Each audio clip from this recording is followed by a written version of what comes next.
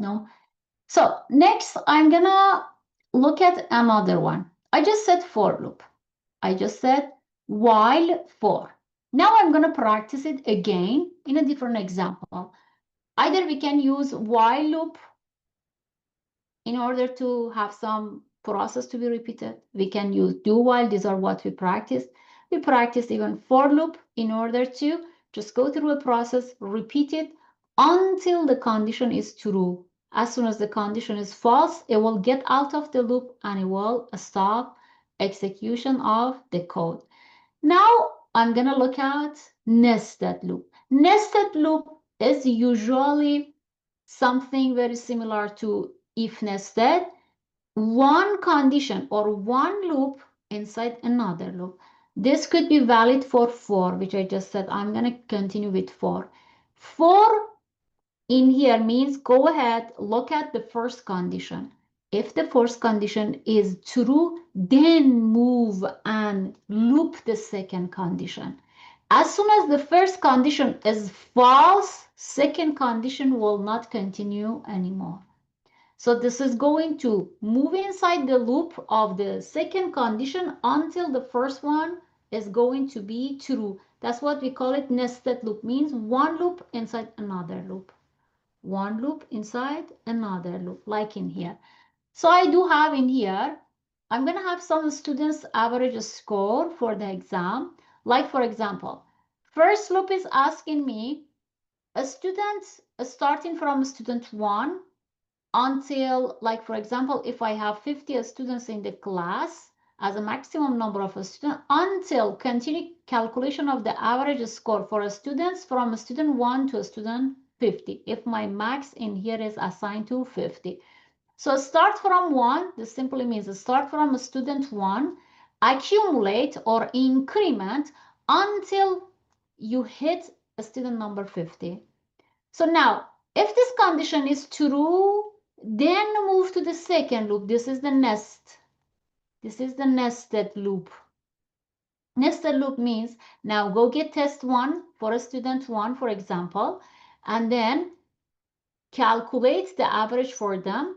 And each time accumulate from test 1 to number of tests. Suppose they do have 3 tests. So start getting test 1, continue till test 2 for each of the students. From a student 1 to a student 50. This is what we call it nested for or nested loop. Means there is one inner loop, one outer loop. The inner loop is valid only if the outer loop is true. As soon as the outer loop is false, inner loop, it doesn't work anymore. It will stop. So if you guys have any question, feel free to ask before we practice file. This part is really important. And I'm going to give you a good example to practice this together. So let's go ahead. Remember I said there are situations we are going through some testing procedure and we are going to repeat a situation, generate a lot of data, and export the data. Or there are situations, in order to go through a procedure, we need some input. And look at here, for example, if I use the command cin, if I'm dealing with one number, two number or so, still it's easy to cin manually. But there are situations that as an input, I need thousands of numbers. And I need to repeat the same looping or same process for thousands of number, suppose from an Excel sheet. In that situation, I have to get access to those numbers out of the code, out of the program to make the process much easier. That's why we need to learn how to use files for data storage, how to read and write from a file. Although this is a complicated process and the whole maybe a skill is not in the scope of this lecture and this course, and we are going to discuss it in more details in one PR3 next semester.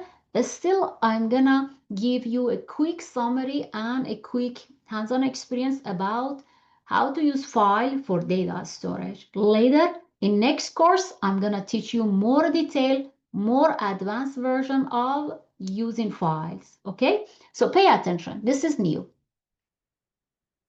We are going to use some keywords, like for example, remember I said at the beginning of the semester, over the semester, we are going to learn more and more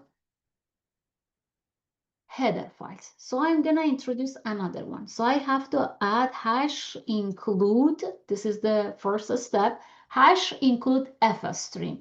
Fstream is a header file in order to start a stream, file stream type. File stream type means input some data or output some data. Input and output means communication and interaction with external files, external with Visual Studio. So I have to use fstream. Okay, fstream is a header file in order to be able to get access to out of or input output or out of Visual Studio. So this is the first step. Second step, you may need to know that I'm going to leave some comment in here. If you are going to input, for input means for reading. For input means reading from a file. Take your notes. Input means reading from a file. You have to use if a stream as a command. If you are going to output, for output means to write into a file. I'm gonna to write into an external file. What do I need to use? I can use of a stream. Use of a stream. And there is one command which can be used for both situations. For both, or you can use fstream, not the one in here, which is the header file. Even you can use it as a command. Fstream for both inputs and outputs. These are the three important notes that I want everybody to remember. I already have the summary in here, but still you may want to take your screenshot. So now, if I'm going to define input or output, or either of input and output, I have to go ahead, let me clean up here. Inside my main function, I have to use if a stream in file means input the file. Or I have to go ahead and say of a stream out file. These are the command. Or fstream, or you can use fstream as well for either of in file or out file.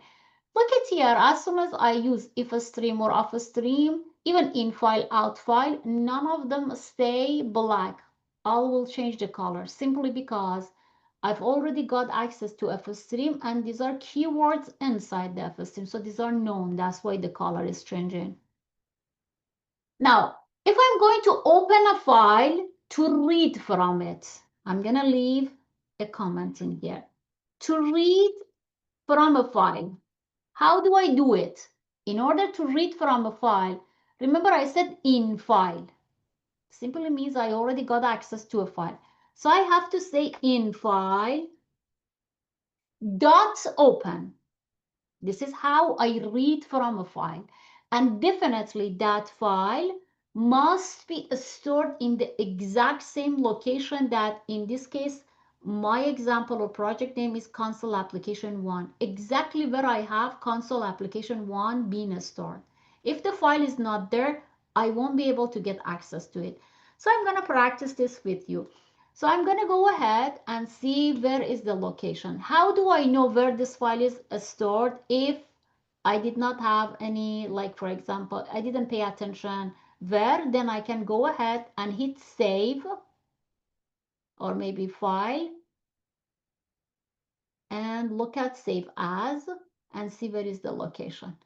I can see for me this one is, for example, in this location. So if I do have a text file, which I do, I'm going to go store my text file as an external file, which I'm going to read from it to the exact same location. Guys, this is really important. If you don't save it in the exact same location, you won't be able to get access to it. So I must go ahead and, for example, I'm going to have some random numbers, and I'm going to make sure that the random numbers is exactly stored in here. So I'm gonna just have this one to be replaced in here. Now, if I make this all file, I can see that this is my random text. Okay, so if you don't have a random text number, just go ahead, create one for yourself. For example, just have text, txt, or notepad, like this. And inside notepad, in this one, I do have only multiple numbers. Go ahead and create, like, for example, few numbers. Add maybe 42. These are the numbers. Add 42, 468, or 30. Okay, add this few numbers just to your text file. And go ahead, hit file, save as, into the same location. For me, this is the location, like this. If you don't know how to save it in that certain location, as I said, go ahead, hit the save as on your Visual Studio to figure out what's the location. Then copy this location, bring it to your notepad, paste it right in here, and then automatically, if you hit the arrow, it will send you to that location. Then give it a name. For example, I'm going to say random or test 1. Hit save. It will be moved exactly to that same location. Then this is where your project is defined. And if you want to read from it, simply you can read from here, right? So now you know how to store a text file in the same location that your programming project is stored. This is mandatory. One more time. Your text file, which is going to be your external file to read from, must be stored exactly in the location that your project is stored. Otherwise, Visual Studio cannot read from it. Now, to ensure you do have access, there is another method. Remember Solution Explorer on the side? Go ahead, click on the source, left click on the source, then right click, and then just select Add, and then New Items. And then you can just go ahead and read that item from here. Or there is another option. Just go ahead, hit Add, or you can go ahead and read it from Solution Explorer view. Either of this will work. Or you can go ahead on the same location, which I already said, right in here in the save as. Go ahead and read it from there. Either of this method will work. So you can get access from add, and then from module also. Another way is from module, or get existing item. Click on the random text. It will be added to here. Or again, add existing item, since I have two to show you 2 times, test. Now, if I double click on this, I can see the numbers in here. If I double click on this, I can see the numbers in here. This way I can go ahead and read from them. So that's extra, just for your information. Now let's go back and practice this one. If I wanted to get access to that file, mine was random. So I must include the name in here. So I have to say random. I have to make sure that it is exactly the way that I have it in there. Random.txt. dot txt, and then add semicolon right out of it. This is how I can read information from it. And if I want to go ahead and output some file, then I have to say out file like this, out file dot open, and then I have to define the name for the first time right in here. If it is in file, there should be an existing file the way I did, and then I have to address it. If you are going to output, you have to define the name right in here. For example, test2.txt, because I already have one, I said two, and then semicolon. This is how you read and write into an external file. So having this information, it's time to practice them, right? I'm going to go ahead, demonstrate. How do I read inside the programming, and how do I get access to an external file using if a streaming file and infile.open. Everybody pay attention, practice this with me. And this is really helpful for question 3 of lab 2. So I'm going to use a file. I'm going to get access. I'm going to read. In file means read from it.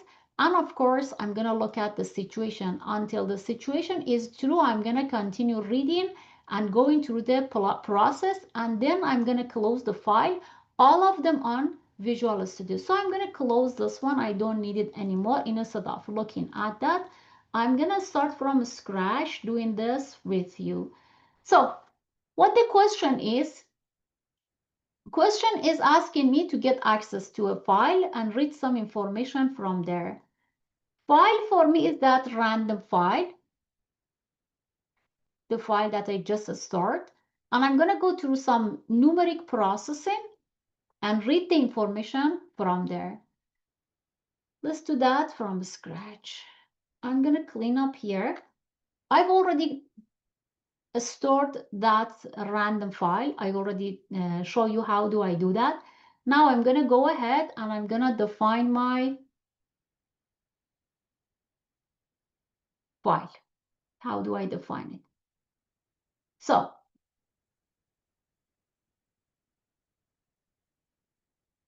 let me just go ahead, ensure that the file is stored in the right location to avoid any error. And then I'm going to display the solution.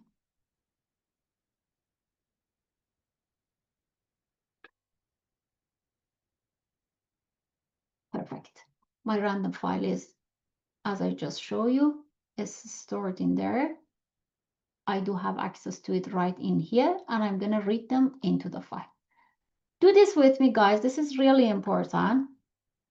So first, I'm going to make sure that I've got iOS stream and FS stream. We already practiced this part. We already have both of them. And now I have to go ahead and use if a stream, the way that I already did. If a stream, type it with me. And then my random file. This is variable, so I can give it any name. So I'm going to say rand file. You can use any other name. This is a variable. Then I'm going to start opening it. I already said if a stream. If a stream means input. So I'm going to open it. Rand file dot open. If you use in file, then say in file.open, the way I did it for the previous example. If you, any variable in here you use, you must use it in here and then use dot open parentheses. What was the name of my file? Remember, name of my file, it was, I already have it in here. It was random. So I'm going to read from this. Since I'm going to read from this, I have to type exactly the same name .txt right in here to be able to read from this file. Do this a step and make sure you are adding semicolon. Right after that, I'm going to use float. I'm going to have some decimal inside. So I'm going to use float, and then I'm going to read those random numbers from here. So this is float rand num. This is another variable. So I'm going to say float random. Or I can say, even to make sure you are not getting confused, this is not a keyword. This is just a variable. I added underscore in here. Right after that, I'm going to start a while or a loop. Start your loop. This is helping you to practice loop. While I'm reading still from that random file, rand file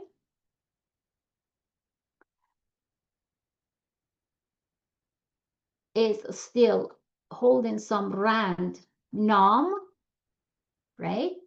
Then go ahead, open your brackets. Another good thing to practice. We already learned if a statement. Inside the looping, I can use condition. So I'm going to say if rand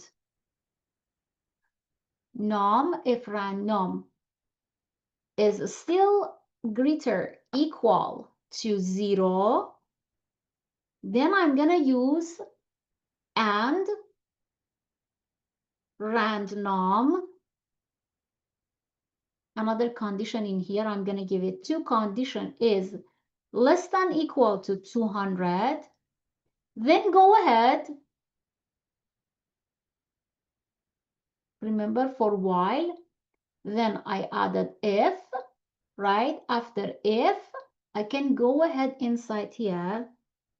If it is not break, if it is, then I'm going to say do another thing. Add a break right in here for me, and then close, right? Break and close. If not, then come here, see out the number, which is my random number. See out the number and get that number from rand number and then endl. Everybody do this, guys. This is the best practice that you need.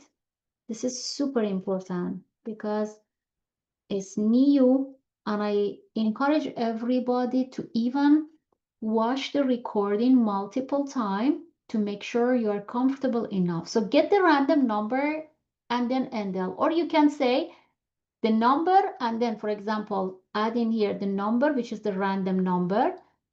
You can add even more detail. For example, you can say is the random number is not between that range, is not in the range, or anything like that, and then endl. Either will work. So far, I open a file. This is super important. Any file you open, you must close it. If you don't close it, first, it's not safe sometimes if your information are important and you don't want to, or you don't want other to get access to them. Other maybe factor in here is it will keep the processor busy and it will bring down the speed of your computer for other application. So since I opened this one, I must close it. How do I close it? I have to go ahead right after this, say the same rand file dot close. Simple. Dot close. And for the close, I don't need the name. For the open, I need the name. But for the close, I don't. Leave it empty and then semicolon. That's it. I'm gonna just minimize my screen to make sure you can see the whole code at once. Check your code with me and make sure. Even I'm gonna remove this note to give you a better. So I started with defining my library. I made sure that header file fstream is added. Then I started with ifstream since I only want to read. At this point, I don't want to write. I just want to read. Read from a file. I made sure that my random file is stored exactly where my project name is console application 1. your project name might be just everything else, anything else, then go ahead, make sure where did you store that exact project. Your random number, for my case, is random number. For you might be any other text file.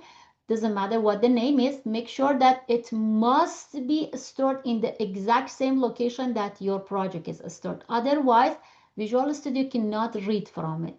And then to validate your numbers, you can go ahead, click on source, right click, and then go and look at, hit the add, and then choose existing items if you already have it. If you do not already have it, you have to add it.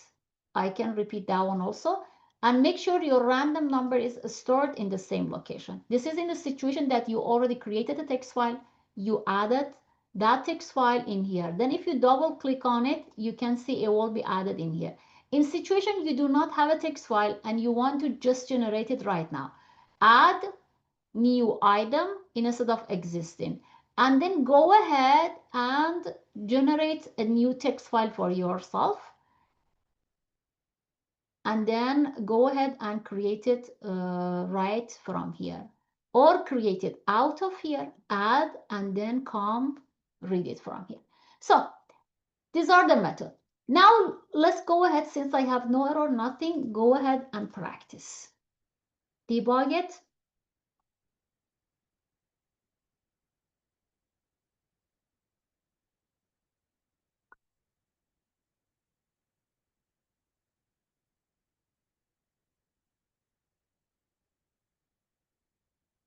I'm gonna close everything. I'm gonna delete this one. And I'm gonna close this one. So then I'm gonna go ahead and debug it again. Someone is asking, where do I get access to the text file? I already said you have to go make sure that it is added to your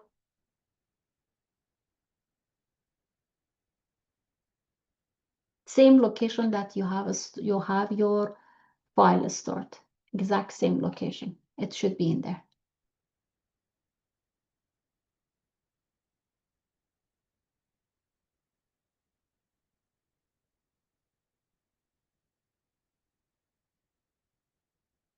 Okay, you can see that the number 42, I just picked a random number. Number 42 is between 0 and 200. Now, if I add, for example, maybe right after the cout, if I add more line, then I'm going to have, for example, more line.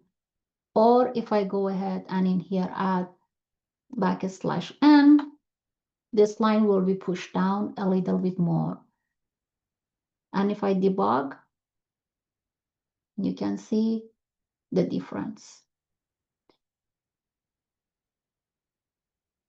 It takes some time to debug.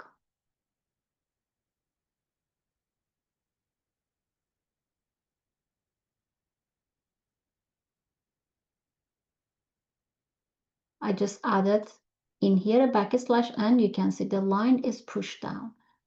So I picked a random number. I mean, the debugger picked a random number. And since that random number is 42 and 42 is between 0 and 200, it's giving me the cout that the number is between this one. So hopefully everybody practiced this one with me and you guys got the exact same results on your screen. At this point, I'm done with chapter 5. So I'm going to close this one. I'm out of the recording. I'm available to answer any of your questions regarding this topic or any of the previous topics.